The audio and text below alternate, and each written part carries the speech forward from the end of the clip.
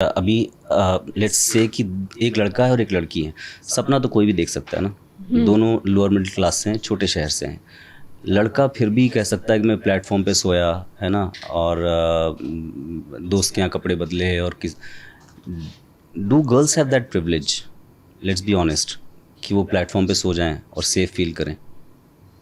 नहीं है, लेकिन सपना तो वो भी देख सकती है। तो अब आप कंपेयर करें कि आपकी स्ट्रगल बड़ी थी या उसकी स्ट्रगल बड़ी है। जो अपना सपना जी भी नहीं पाई या ट्राई भी नहीं कर सकती कि तो उसको क्या करना है। तो इसलिए प्रिविलेजेस आपके पास हमेशा होंगे।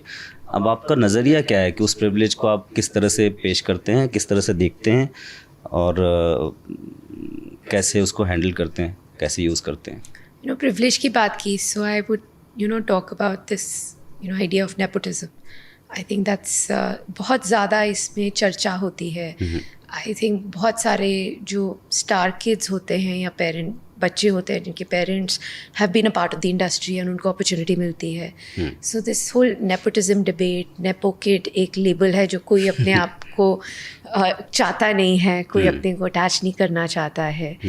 And but if I talk about reality, right, I mean, if say my husband is running a business, तो chances are कि मेरे बेटे को उसमें already he'll have a head start in it. He knows logistics कैसे काम करता है. He'll get a head start in it.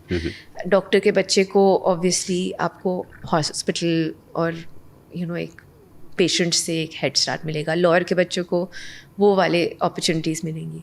So why is it that nepotism has become such a bad word, and क्यों इतना ज़्यादा angst या anger मिलता है किसी बच्चे को जो शायद किसी स्टार का बच्चा है?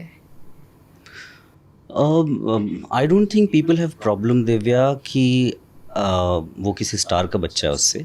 प्रॉब्लम लोगों को तब होती है जब उसको अपने आप को साबित करने के पहले ही स्टार बना दिया जाता है और मान लिया जाता है.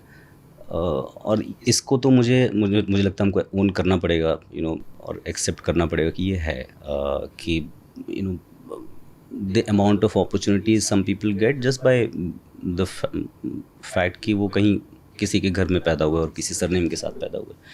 इससे किसी को प्रॉब्लम नहीं है कि आप वहाँ पैदा हुए तो आप एक्टर नहीं बन सकते, या फिर आप ख्वाब नहीं देख सकते. सपना कोई भी देख सकता है, जैसे मैंने कहा, स्क्रीन पे आने का, एक्टर होने का. लेकिन फिर अपॉर्चुनिटीज़ जो हैं वो जब बहुत बार ये साबित हो जाने के बाद भी कि उनमें नहीं है वो दमखम, उसके बावजूद भी अगर वो आपके ऊपर थोपे जाएं बार बार, और सिर्फ वो ना थोपे जाएं. दूसरी बात ये है कि फिर दिन अकेले वो नहीं आते, पूरा एक इकोसिस्टम आता है जो कि बोलना शुरू करता है कि अरे ही इज़ अमेजिंग और she is amazing, she is marvellous. किस तरह के वर्ड्स आपको सुनाए जाते हैं. तो आपकी जो ओपिनियन मेक होती है वो कैसे बनती है? आप किसी के बारे में राय बनाते हैं by listening to people who you think they know their job. और सो इफ बिग प्रोड्यूसर्स और बिग डायरेक्टर्स किसी एक पर्टिकुलर नाम को उसका काम देखने के पहले ही बार बार आपके सामने कहेंगे अलग अलग शोज़ में. You keep seeing them on your Instagram reels and all. So that's how people get influence, और उनको लगता है कि बस ये है. और हमारी पावर कहाँ से आती है एक्टर्स के पास to be able to choose? वो तभी आती है जब people want to see you, जब लोग आपको देखना चाहते हैं.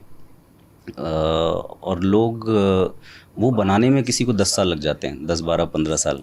कई सारे normal following, to get people to get that want following, to get people know that you exist, and you are also an actor.